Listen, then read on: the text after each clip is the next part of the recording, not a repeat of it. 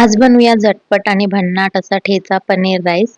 आपला मराठमोळा ठेचा तर जगप्रसिद्ध आहेच, पण त्याच फ्लेवरमध्ये तयार होणारा हा पनीर राईस एकदा खाल्लात तर पुन्हा पुन्हा बनवाल.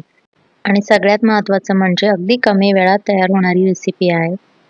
घरी उरलेला भात असेल तर ही रेसिपी मस्त होते. रोजचा साधा भात खाऊन कंटाळा आला असेल किंवा झटपट काहीतरी चविष्ट खायचं असेल तर ही रेसिपी नक्की करून बघा.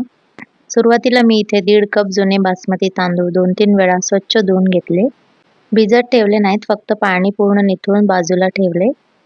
एका मोठ्या भांड्यात भरपूर पाणी उकळायला ठेवले आणि त्यात 1 चमचा मीठ घातलं.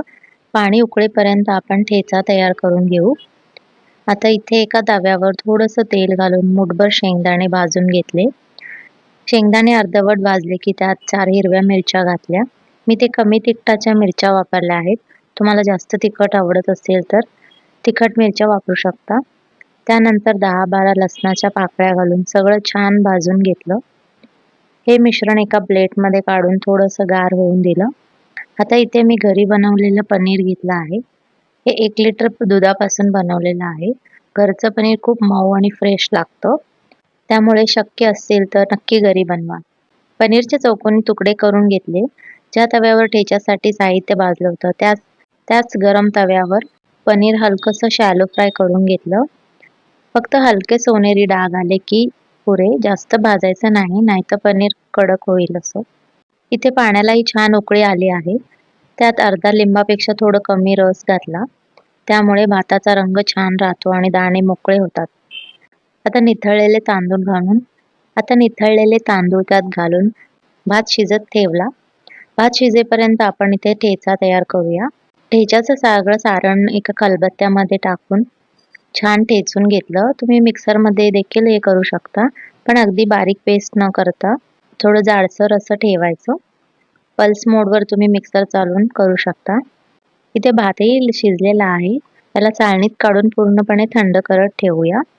इथे आपण फ्रेश भात वापरतोय तर तो पूर्ण गार असावा, नाहीतर आपण जेव्हा मिक्स करायला घेऊ तेव्हा तो तुटू शकतो. जर उरलेला भात असेल तर तो अजूनही छान लागतो.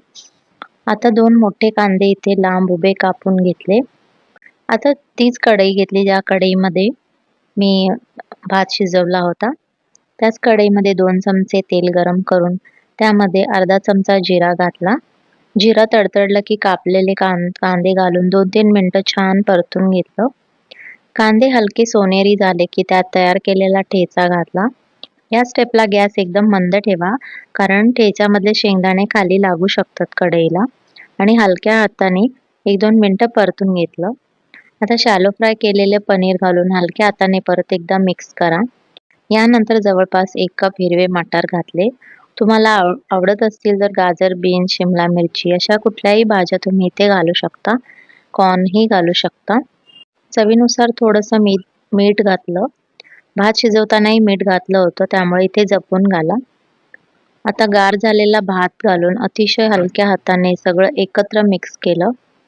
इथे शेवटी भरपूर बारीक चिरलेली कोथिंबीर घातली. आणि बघा, तयार आहे आपला मोकळा मोकळा सुगंधी झणझणीत ठेचा पनीर राईस.